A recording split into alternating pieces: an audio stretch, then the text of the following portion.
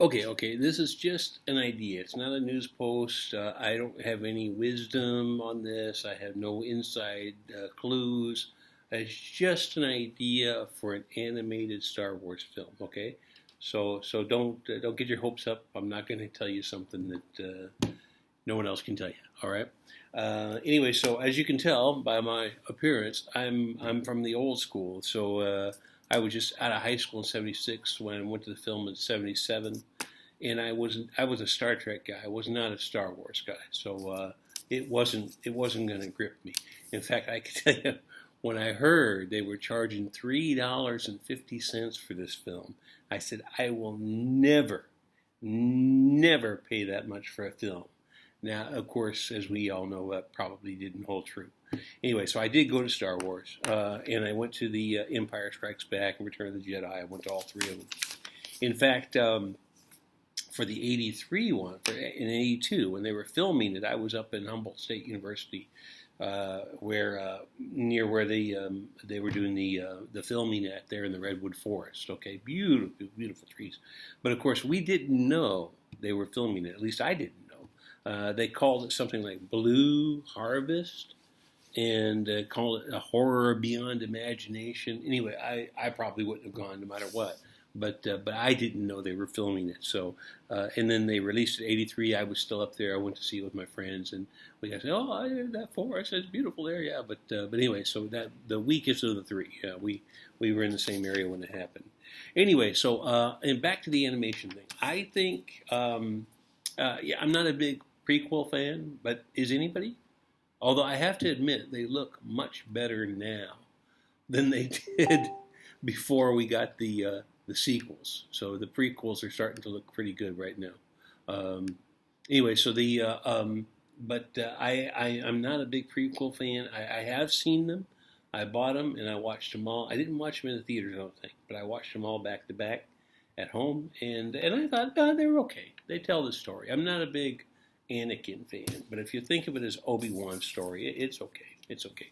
Um, and I like the original films. I like to say I was a Star Trek fan, not a Star Wars fan. But when I went to the first film, I thought, okay, they've told a nice story here. I didn't think it was tremendously big budget. I'm not a special effects guy anyway. I didn't care. But I called it a space opera. You know, the dum dum dum dum dum, and the guys. So the good guys are in white, the bad guys are in black. It just, to me, I saw these serials when I was a kid. That's what they based on. 15-minute Saturday serials, and that's what I used to try to get to go to the films that way. So I understood the idea behind it. Build up for a 15-minute scene, end with a cliffhanger or something exciting, and then switch to the next scene. Anyway, I thought they did a good job of that, and I said, well, it's a very decent space opera, well worthwhile. I was happy I spent my $3.50, which is a lot of money back then. That was more than an hour's wage to me. So, but anyway, so it was okay. Anyway, so what was I talking about?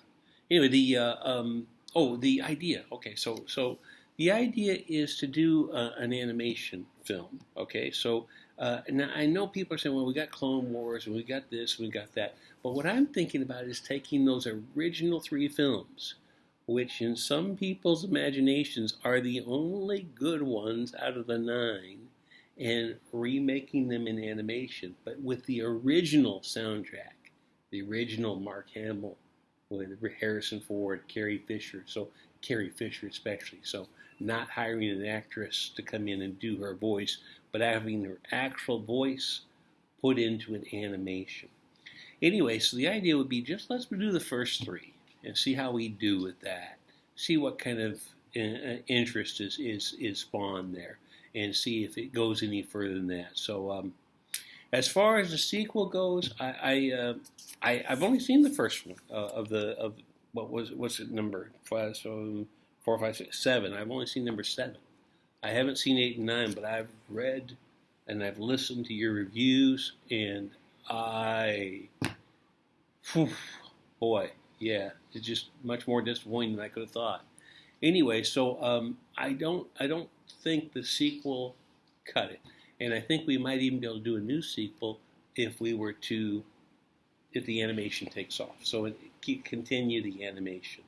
And I'm not really sure. I think we'd have to just get the 3 films done first and see how it goes out. Anyway, so okay, so in my idea, the reason for doing this is it's the only way we can get the original performers back on the stage, back on film. Obviously, Carrie Fisher is gone; she can't come back. Harrison Ford, I don't think there's any chance you could ever talk him into it. You'd have to give him the $1 billion that they gave to George Lucas. They would have to give it to him too. And Mark Hamill, I don't know, he might come back. You just never know. But either way, the stories have been taken in a direction far, far away, and we're not going to be able to get there. But I think we could, with the animation, have some ideas of maybe down the road taking it in a slightly different direction, telling some stories when those animated characters are still young. Anyway, that would be later. Anyway, and besides this, I think it's also good because Disney is known for this. Disney's an animation studios. They're known for blockbuster animation, Frozen, things like that. So as good as the original films were, the animators might find a way to create new iconic images in animation or recreate some. Okay, like they did those posters. It's been done before in the comics and things like that. So it just seems like a natural thing. And then also, for some reason, we've lost out on Princess Leia being a Disney princess. I don't figure out why that hasn't happened.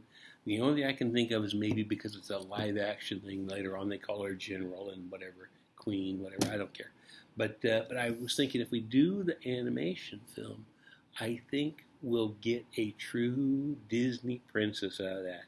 And that should seal the deal. And Carrie Fisher deserves it. She's truly immortal. What a genius performer she was. A great writer. Why didn't they get Carrie to write the sequel? I can't. Or Mark Hamill, anybody. What do they do? Anyway, as good as those 3 films were, the original, that's what we're going back to, do the animation. There's still a few flaws. So I think even though maybe we have to keep it a secret because the purists don't want anything changed, but we could go back in the new version and tweak a little bit. So I can see Chewbacca getting that medal in the animation, right? We can fix those errors. So it's going to come true. And talk about your toys. I think they're selling toys now. It's all going well. Everything's tip-top. They're happy.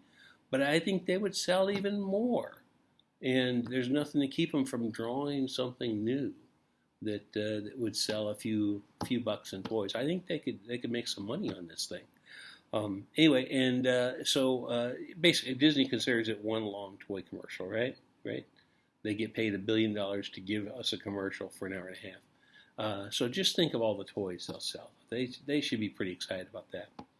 And then maybe this is the final one. The kids of this generation, the ones being born now or 4 years ago or whatever, they deserve good Star Wars. And I don't think they've had much since 1983. It's been 37 years they've been waiting for good Star Wars. Now they're happy with the old. They're kind. The kids are kind.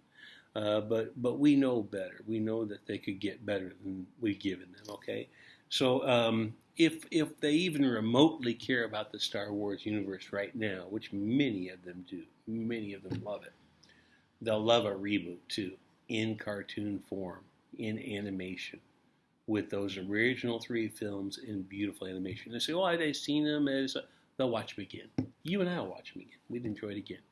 And let's face it, this is the most important thing of all when you're talking about animation. That's where the Ewoks belong.